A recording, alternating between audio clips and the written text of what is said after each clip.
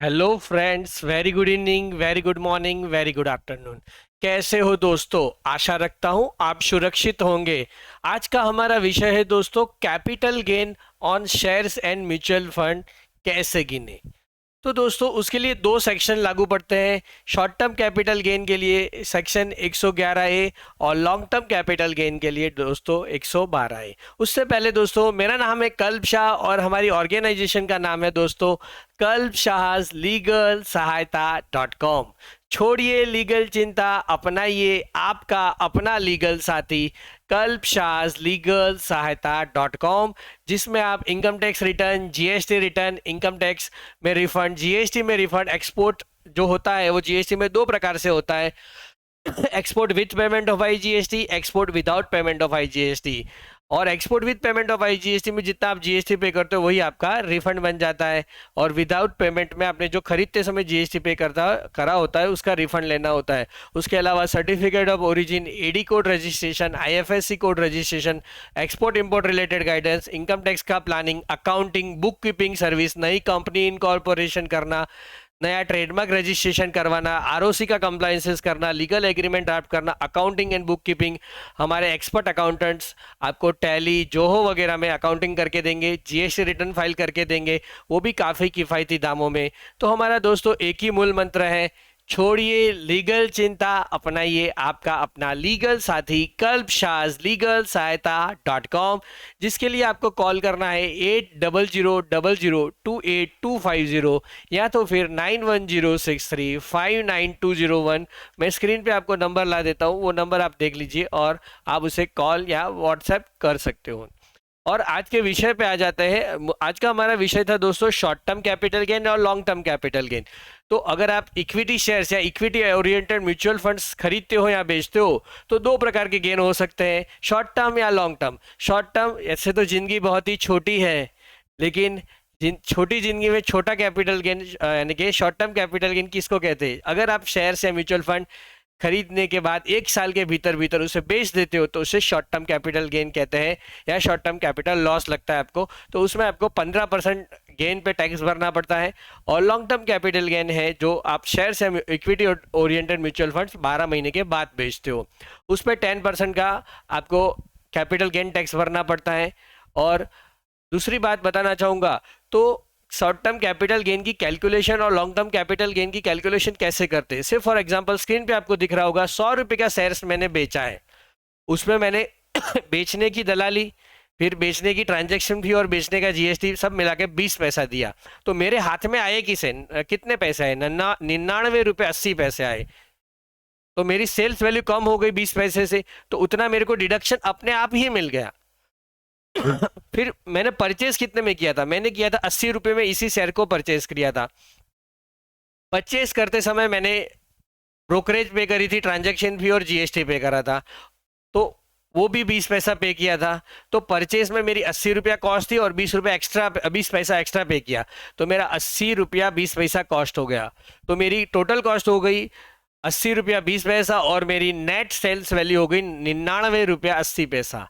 99.80 minus 80.20 is equal to my capital gain. अब आपको देखना है ये एक शॉर्ट टर्म का है या लॉन्ग टर्म का है। इसमें मैंने एक चीज की गिनती सेल्स में से लेस नहीं करी और परचेस में ऐड नहीं करी, वो है सिक्योरिटी ट्रांजेक्शन टैक्स। एसटीटी आपको सेल्स में से लेस नहीं करना है और परचेस में ऐड नहीं करना है।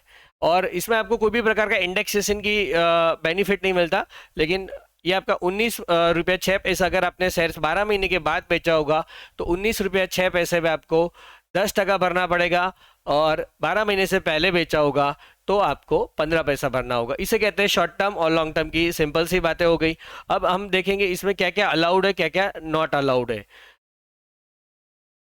अब कोई पूछेगा कि समझ लो किसी का लॉन्ग टर्म कैपिटल गेन या शॉर्ट टर्म कैपिटल गेन हो गया, से फॉर एग्जांपल 6.5 लाख। तो 6.5 लाख में क्या उसको और 6.5 लाख में से उसने 1.5 लाख का एटीसी का डिडक्शन ले लिया, और फिर बोला कि मेरी इनकम तो 5 लाख से नीचे है तो मेरे को 87 का रिबेट भी मिल जाए, तो क्या मिल पाएगा? तो नहीं होगा, क्योंकि ये जो शॉर्ट टर्म कैपिटल गेन या लॉन्ग टर्म कैपिटल गेन होता है उसमें से एटीसीज के डिडक्शन आप रिड्यूस नहीं कर सकते हो। लेकिन हाँ, शॉर्ट टर्म कैपिटल गेन होता है तो उसमें से आप 87A का 12,500 का, अगर आपकी टोटल इनकम 5 लाख से कम होती है तो वो डिडक्शन जरूर से लेस कर सकते हो। और टोटल इनकम किसको कहते हैं? 5 हेड की income minus deduction is equal to total income. अगर टोटल इनकम जो है आपकी 5 लाख से नीचे है तो आप 87A का रिबेट पा सकते हो शॉर्ट टर्म कैपिटल गेन में। लॉन्ग टर्म कैपिटल गेन में वो भी अलाउड नहीं है। हालांकि दोनों में ही 2.5 लाख तक की बेसिक एग्जम्पशन लिमिट अलाउड है।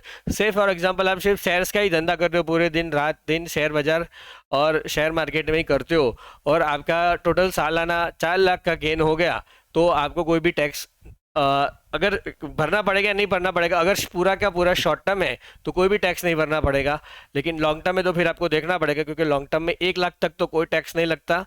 2.5 लाख से ऊपर आपको 1 लाख रुपए तक की लिमिट मिलती है। 2.5 लाख का बेसिक एग्जाम्पशन और 1 लाख का लॉन्ग टर्म कैपिटल गेन का एग्जाम्पशन। तो 2.5 लाख प्लस 1 लाख, 3.5 लाख के लॉन्ग टर्म कैपिटल गेन पे कोई टैक्स नहीं लगेगा अगर आप सिर्फ और सिर्फ लॉन्ग टर्म कैपिटल गेन की आपकी इनकम है। फिर इस तरह से आपको बहुत सारे परम्यूटेशन कॉम्बिनेशन हो सकते हैं, और इसी के लिए आप लीगल एक्सपर्ट्स की हमारी टीम की सहायता ले सकते हो। दोस्तों, छोड़िए लीगल चिंता, अपनाइए आपका अपना साथी, आपका दोस्त कल्ब शाहज लीगल सहायता.com। 80002825 पे या 9106 पे कॉल करना है। अब दोस्तों देखते हैं इसका कैलकुलेशन कैसे होता है।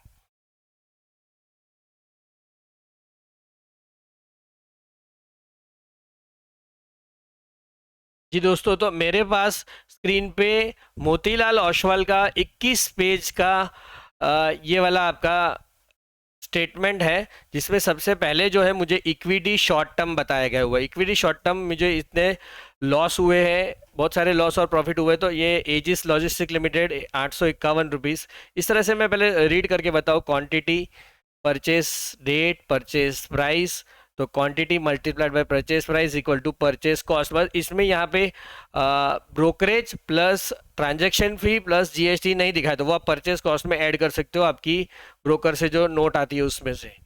तो आपकी इनकम टैक्स के लिए परचेस वैल्यू इससे ज़्यादा हो सकती है।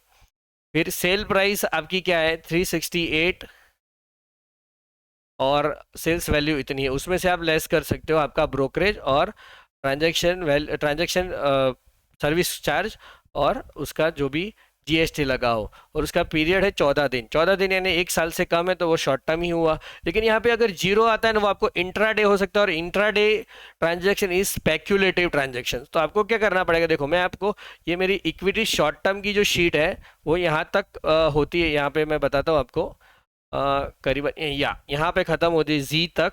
तो उसमें से जितने भी 0 डेज होल्डिंग पीरियड है उसको मैंने यहाँ पे एक्सेल शीट में बना दिया है। उसे कहेंगे स्पेक्यूलेटिव इंट्राडे गेन और loss. Speculative intraday gain loss पे वो पीजीबीपी में यानी कि profit and gains from business profession की इनकम हो गई, और वो फ्लैट 30% रेट से चार्जेबल होती है। और उस पर स्पेक्यूलेटिव जो है मेरा लॉस आ रहा है 8,394। और स्पेक्यूलेटिव तो मतलब ही है जुआ, सट्टा की तत्व। सट्टा का मतलब ही होता है रिस्क, लेकिन हमें रिस्क है तो इश्क है बोलना नहीं है, रिस्क कैलकुलेटेड रिस्क लेना है।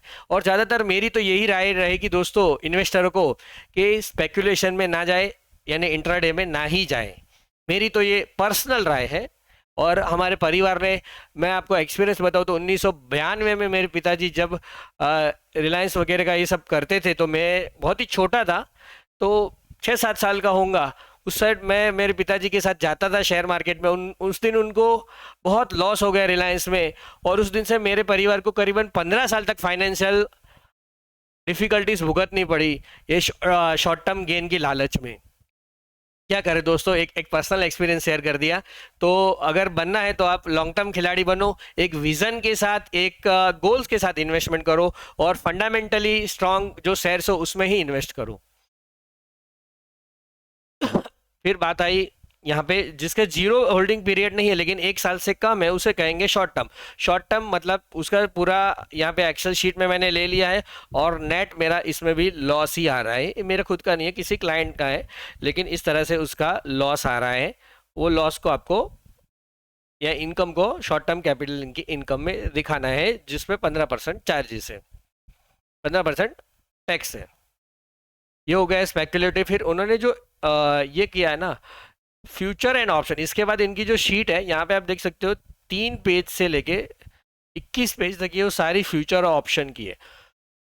और फ्यूचर और ऑप्शंस में क्या होता है, आपका टर्नओवर जो होता है वो माना जाता है। और टर्नओवर क्या माना जाएगा, आपका ये जो रियलाइज गेन्स का टोटल है ना, चाहे माइनस हो या प्लस हो, उसको टर्नओवर मानेंगे। वो भी profit and gains from business profession में टैक्सेबल मानी जाएगी। लेकिन अगर आप profit and gains from business profession में किसी शेयर मार्केट की इनकम को टैक्सेबल करते हो तो उसमें सिक्योरिटी ट्रांजैक्शन टैक्स को आप as a deductible expense claim कर सकते हो। हालांकि कैपिटल गेन में नहीं कर सकते हो, short term capital gain, long term capital gain में नहीं कर सकते। लेकिन जो एफएनओ करते हो, एफएनओ पूरी तरह से profit and gains from business profession में चार्जेबल होता है, वो कैपिटल गेन नहीं है। और वो स्पेक्युलेटिव बिजनेस भी नहीं है। स्पेक्युलेटिव 0 डेज यानी इंट्राडे का होल्डिंग पीरियड होता है, तो वो भी शेयर्स में 0 डे का होल्डिंग पीरियड होता है, तो वो स्पेक्युलेटिव बिजनेस में माना जाता है फ्लैट 30%। लेकिन FNO is your profit and gain from business profession, ऐसा उन्होंने सेक्शन में भी मेंशन किया है। तो इसमें टर्नओवर गिनने का तो जो देखो यहाँ पे 64,000 का परचेज वैल्यू है और सेल प्राइस है 63,000, तो इनको करीबन लॉस हो गया 1,300। तो इस ट्रांजैक्शन का टर्नओवर हुआ 1,334। इसी तरह इसका भी 2,000। फिर नेट लॉस गेन मैंने इस तरह गिना है। तो प्लस माइनस कुछ है तो मैं उसका आपको बता दे दो क्या करना है। देखो यहाँ पे सारे माइनस वैल्यू को मैंने यहाँ पे अरेंज कर दिया लोएस्ट टू हाईएस्ट, तो जितने माइनस होंगे सारे एक साथ आ जाएंगे। बाकी मेरे को इसके टर्नओवर गिनने के लिए यहाँ पे -1 लिखना है, फिर उसको कॉपी करना है, फिर ये पूरी लाइन जहां तक माइनस तक चलती है वहां तक सिलेक्ट कर लेनी है।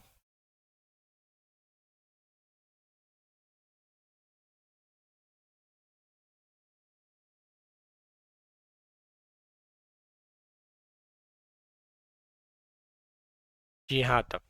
फिर मेरे को यहाँ पे पेस्ट स्पेशल में जाना है। फिर यहाँ पे पेस्ट स्पेशल में ये 3 डॉट्स दिख रहे हैं, उस पर क्लिक करना है, यहाँ पे मल्टीप्लाई क्लिक करना है और ओके कर देना है। ठीक है, तो ये सारा वैल्यू मेरा पॉजिटिव हो गया। ठीक है, और नीचे भी तो पॉजिटिव ही था जितना मेरा गेन था, तो उस सारे का टोटल मेरा स्पेक्युलेटिव बिजनेस का टर्नओवर हो गया।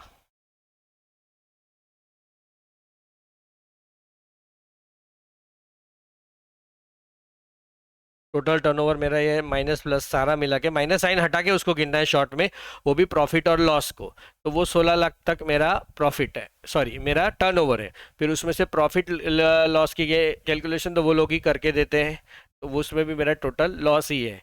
हालांकि आप total gain minus total loss करेंगे तो भी आएगा, और उन्होंने शीट में भी इस तरह से शीट वाइज भी दे ही दिया है। तो ये आपके profit and gains for business and profession में दिखाना पड़ेगा। अब बात करते हैं लॉन्ग टर्म कैपिटल गेन की। तो लॉन्ग टर्म कैपिटल गेन में भी मैं आपको एक एग्जांपल के थ्रू ही समझाना चाहूँगा। उसमें 2 प्रकार के शेयर्स हो सकते हैं, जो आपने 31 जनवरी 2018 के पहले खरीदे हुए वो, और 31 जनवरी 2018 के बाद में खरीदे हुए। तो 31 जनवरी 2018 के पहले खरीदे हो ना दोस्तों, उसका हमको ग्रैंड फादरिंग करना होगा। तो कहते क्या है कि 31 जनवरी 2018 से पहले कभी गवर्नमेंट ऑफ इंडिया ने long term capital gain shares में जो होता है और इक्विटी ओरिएंटेड म्यूचुअल फंड पे उस पर कभी भी टैक्स नहीं लिया था।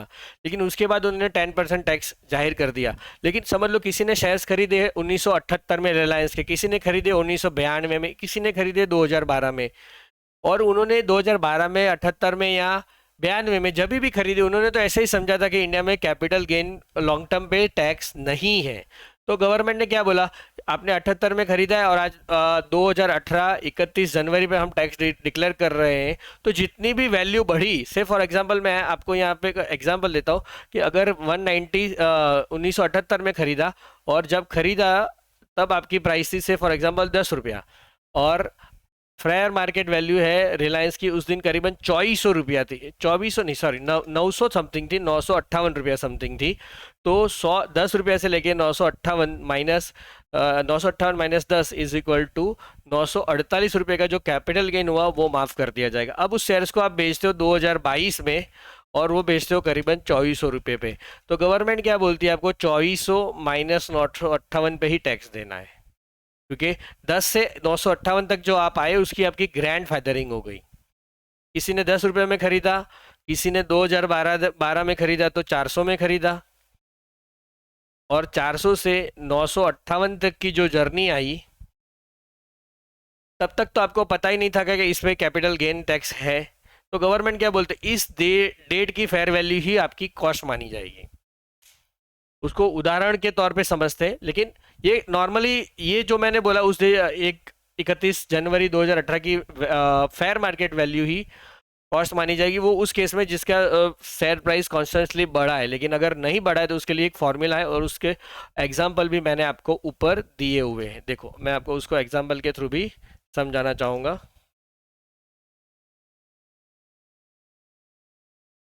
ये हमारे सारे शेयर है, परचेज प्राइस है 2011-12 में ही सारे खरीदे हुए थे।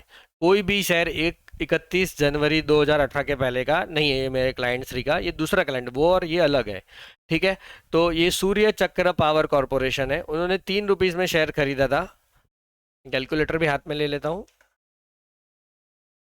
तो 3 रुपीज में शेयर खरीदा था, और उसकी वैल्यू 31 जनवरी 2018 को हो गई 1.67, और उन्होंने बेचा, अभी बेचा इस साल 1 रुपये में बेचा, तो उन्होंने भी और लॉस में बेचा। तो क्या उसका क्या करा जाएगा? वैसे देखा जाए तो उसकी कॉस्ट 1.67 है, और 1 रुपये में बेच दिया तो लॉस उसका सिर्फ 0.67 है। नहीं, लेकिन ऐसा नहीं कर रहे, उन्होंने क्या बोला, 2-3 चीज कंपेयर करने का बोला। सबसे पहले क्या करो, आप कॉस्ट लिखो, वो एक्चुअल कॉस्ट जिस प्राइस पे आपने परचेज किया। फिर आपको लिखना है लोअर, यहाँ पे बाहर लिख देता हूँ हायर। इस दो चीज का हायर गिनना है, लेकिन वो हायर में से एक चीज है, वो एक दो चीज में से एक लोअर की, एक है FMV ऑन 31/1/18 और सेल प्राइस। एक बार मैं फॉर्मूला देख लेता हूँ। ये बिल्कुल एक्चुअल सेल्स कंसिडरेशन, इस दोनों में से जो लोअर हो उसको कंपेयर करना है, इस दोनों में से जो लोअर हो उस दोनों को कंपेयर करना है एक्चुअल कॉस्ट से, और उस दोनों में से जो हायर आए वो आपकी कॉस्ट मानी जाएगी। तो मैं यहाँ पे एग्जांपल के थ्रू लेता हूँ। इनकी कॉस्ट है 3 रुपीज़, FMV है यहाँ पे 1.67 रुपीज़, और सेलिंग प्राइस है 1 रुपीज़। तो इन दोनों में से लोअर कौन सा है? लोअर है 1 रुपीज़। ठीक है, तो मैं यहाँ 1 लिखता हूँ, और कॉस्ट है 3 रुपीज़। तो इन दोनों में से हायर मेरी कॉस्ट है, तो इन दोनों में से हायर हो गया 3 रुपीज़, तो 3 रुपीज़ मेरा कॉस्ट माना जाएगा। ठीक है, अब मेरी सेलिंग प्राइस कितनी है? सेलिंग प्राइस है मेरा 1 रुपीज़, तो मेरा 2 रुपीज़ का लॉस आ गया। ठीक है ना, 1 रुपये में बेच दिया, जो मेरी कॉस्ट है 3 रुपीज़। तो इस तरह से मेरे को 2 रुपीज़ का लॉस हो गया। 1000 शेयर से तो 2000 रुपीज़ का लॉस हो गया। इसी तरह LNT फाइनेंस में दूसरे में आ जाता हूँ, LNT पे। यहाँ पे वैल्यू सारी डाल लेता हूँ।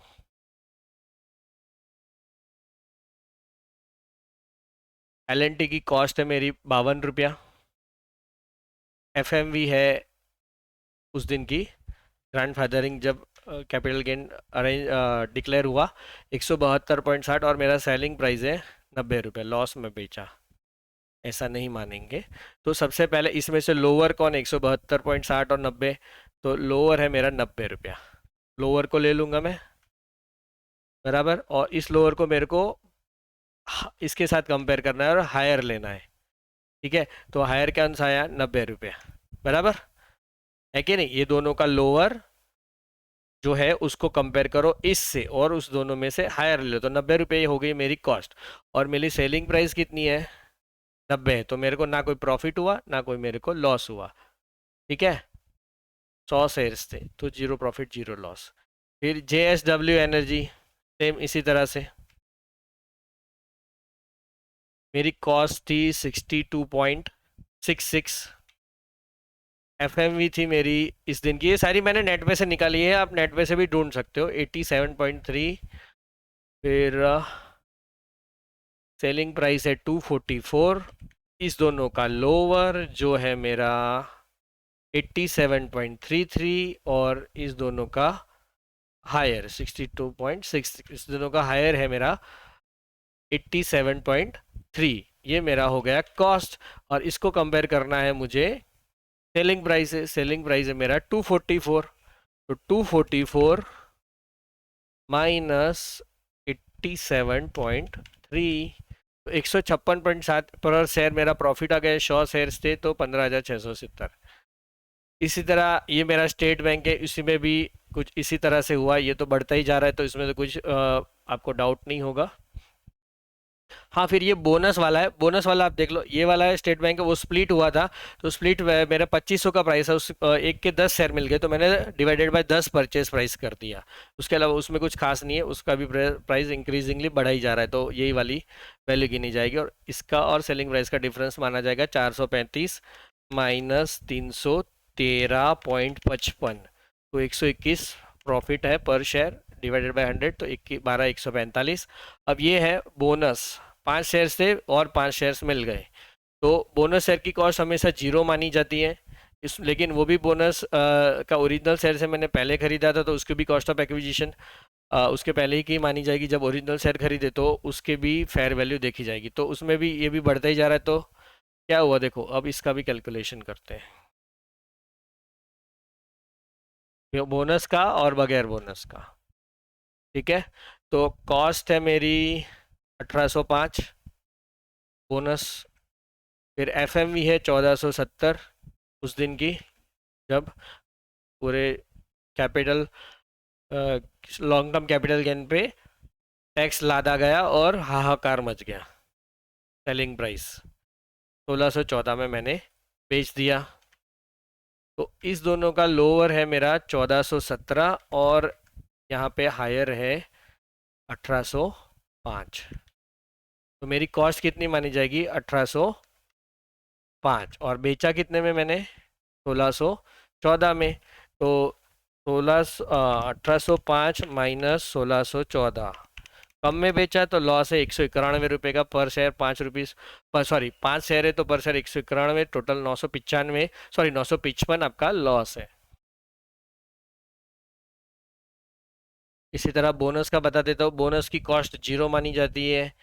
एफ एम वी है उसकी 1417, फिर उसका सेलिंग प्राइस है 1614, इस दोनों में से लोअर जो है 1417, और इन दोनों यहाँ पे जीरो डालो, इन दोनों में से हायर, तो हायर है मेरा 1417। ये है मेरा कॉस्ट। कॉस्ट को कंपेयर करना है सेलिंग प्राइस से, तो 1614 minus 1417 is equal to 197 into 5, 985। इस तरह से मेरा कैपिटल गेन बन गया। देखो कहीं ना कहीं मैंने इसी को भी यहीं पे भी डाला हुआ है, या व्यू शेड्यूल 112 ए में। यही एक्चुअल डेटा है एल&टी फाइनेंस वगैरह का, नंबर ऑफ शेयर्स 1000 वगैरह।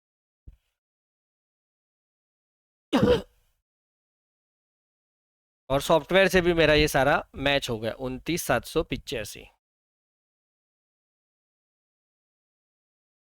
वाली फाइल। एक शायद उसमें एक ट्रांजैक्शन अलग होगा, बाकी ये सारी अमाउंट मैच हो गई है। ये 985 दो बार ले लिए।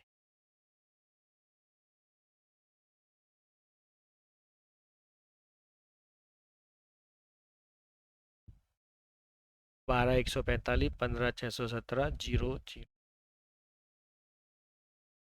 ठीक है दोस्तों। जी हाँ दोस्तों, उसके अलावा हम शॉर्ट टर्म भी देख लेते हैं। शॉर्ट टर्म कैसे रिपोर्ट करते हैं, तो यहाँ पे कैपिटल गेन के शेड्यूल में जाना है, और 111 ये वाला सिलेक्ट करना है। अगर शॉर्ट टर्म है तो 112 है लॉन्ग टर्म के लिए, दोनों सिलेक्टेड है। और यहाँ पे आपको शॉर्ट टर्म के लिए इस पर क्लिक करना है, इक्विटी शेयर और unit of equity oriented mutual fund, और unit of a business stock which S T T is paid 111 है और 115 ए डी। फिर ऐड डिटेल्स में जाना है, 111 ए सिलेक्ट करना है, शॉर्ट टर्म 1 दिन से ज़्यादा 365 दिन से कम। शॉर्ट टर्म में तो आपको क्या है, जितने भी शेयर्स बेचे ना उसके सारों का टोटल यहाँ पे डालना है। मैं यहाँ पे शॉर्ट टर्म की शीट पे आ जाता हूँ।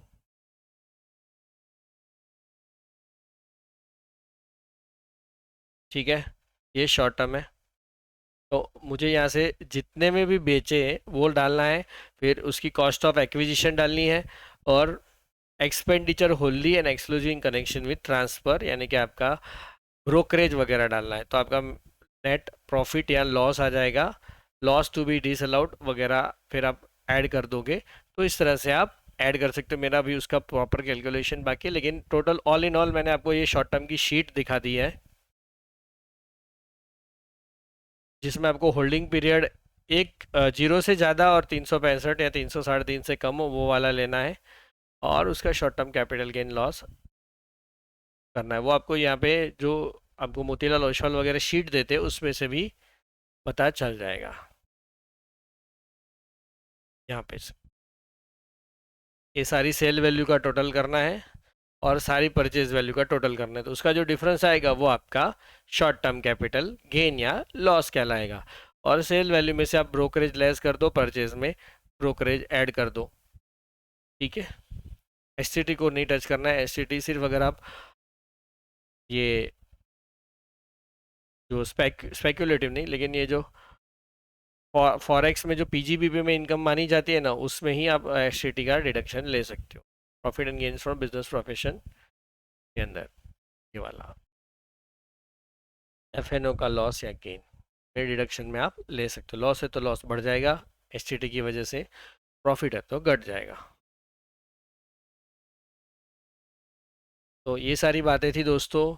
और अगर आपने हमारे चैनल को लाइक शेयर सब्सक्राइब नहीं किया है तो दोस्तों लाइक शेयर सब्सक्राइब अवश्य कीजिए। छोड़िए लीगल चिंता, अपनाइए आपका अपना लीगल साथी, टैक्स कंप्लायंस पार्टनर कल्पशास लीगल सहायता .com।